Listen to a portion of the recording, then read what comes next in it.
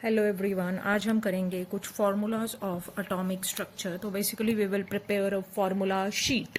तो पहला फार्मूला है lambda is equal to C over nu या सी ओवर एफ। तो लैम्डा वेवलेंथ है, सी वेलोसिटी ऑफ लाइट है और एफ यहाँ पे रहेगी फ्रीक्वेंसी। ठीक है जी। F is equal to 1/t यानी frequency is inversely proportional to time. Nu bar is wave number होता है 1/λ या फिर F by C. E is equal to N H C by lambda. N is number of moles and H is Planck's constant जिसकी value यहाँ दे रखी है, और C is velocity of light या फिर एन एच न्यू वही frequency है। ठीक है जी। और यहाँ पे एक और फॉर्मूला आएगा photoelectric equation kinetic energy is equal to H nu minus nu naught. किसी किसी जगह इसको एफ भी लिखा जाता है, फ्रीक्वेंसी को F minus F naught, where F is incident frequency and F naught is threshold frequency. यहाँ पे बेटा एन की वैल्यू जनरली 1 लेते हैं, लेकिन अगर हमारे पास एनर्जी के यूनिट्स में पर मोल हो तो we take it as Avogadro's number if energy units are per mole. Next formula है टू कैलकुलेट फ्रीक्वेंसी और वेव नंबर। इसके लिए हम यूज करेंगे R nu bar that is wave number is equal to 1/λ। अगर wavelength निकालनी है R Z square 1/n1 square minus 1/n2 square. R is Rydberg constant और इसकी वैल्यू है 109677 सेंटीमीटर इनवर्स।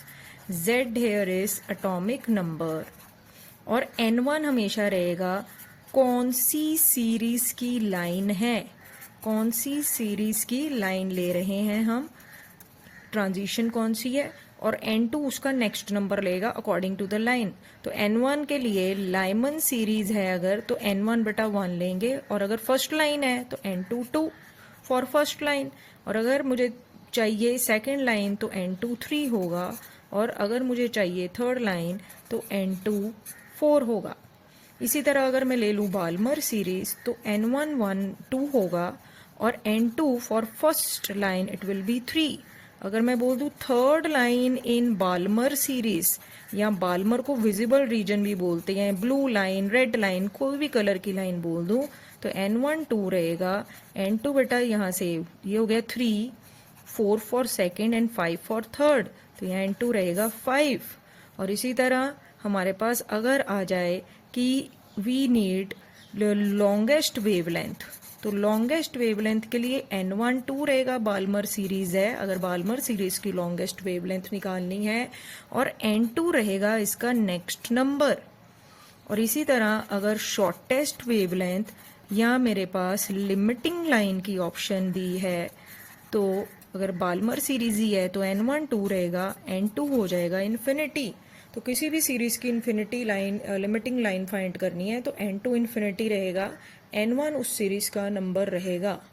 अगर मुझे निकालनी है एनर्जी, तो एनर्जी का फॉर्मूला क्या रहेगा, एनर्जी का फॉर्मूला होगा -1312 Z square by N square. अगर यूनिट है किलो जाउल पर मोल, अगर यूनिट आ गए इलेक्ट्रॉन वोल्ट पर मोल तो आगे वाला डिजिट सिर्फ चेंज होगा, इलेक्ट्रॉन वोल्ट पर एटम सॉरी, ठीक है, तो वो आएगा -13.6।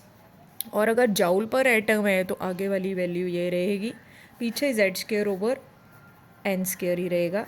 जेड यहाँ पे होगा एटॉमिक नंबर और एन है यहाँ पे कौन से एनर्जी लेवल से या ऑर्बिट से ट्रांजिशन हो रही है। अगर आ जाए भाई E2 माइनस E1 निकाल लो इलेक्ट्रॉन वोल्ट में, तो -13.6 जेड स्केयर कॉमन ले लो, यहाँ आ जाएगा n2 स्केयर n1 स्केयर। और अगर हाइड्रोजन का ही स्पेक्ट्रम है तो हाइड्रोजन की ट्रांजिशन है Z1, यहाँ पर दो 2 द स्केयर -1 द स्केयर। इसको सॉल्व कर लेना तो एनर्जी की वैल्यू हमारे पास जो चेंज हो रही है वो आ जाएगी। तो इन जनरल हम ये भी फॉर्मूला ले सकते, डेल्टा ई क्या आ जाएगा hc बाई लैम्डा। ठीक है, तो डेल्टा ई क्या है भाई, कोई भी ट्रांजिशन E2 माइनस E1, तो अगर चेंज दी हुई है तो ये फॉर्मूला लगा के लैम्डा निकाल सकते हैं hc by E2 minus E1। एक और इम्पॉर्टेंट फार्मूला है ionisation energy of hydrogen like element is equal to ionisation energy of hydrogen into Z square. तो हाइड्रोजन लाइक एलिमेंट जिनमें एक इलेक्ट्रॉन है, जैसे He plus, lithium plus 2, beryllium plus 3, जो कि 1 इलेक्ट्रॉन स्पीशीज़ बन जाती हैं। ठीक है जी। या फिर वेवलेंथ के और फॉर्मूले, lambda is equal to h/√2me, where E is kinetic energy, सीधे भर सकते हो।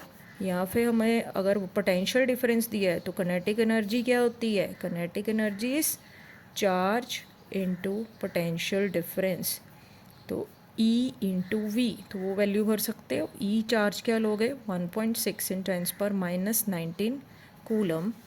ठीक है जी। यहाँ लैम्डा आएगा h/p, p क्या बेटा, मोमेंटम, h प्लैंक्स कांस्टेंट।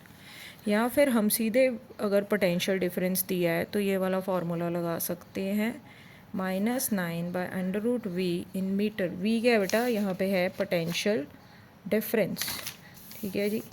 अब हाइजेनबर्ग के फार्मूले देखेंगे, delta X into delta P is greater than h/4π, delta X into delta V is greater than equal to h/4πm।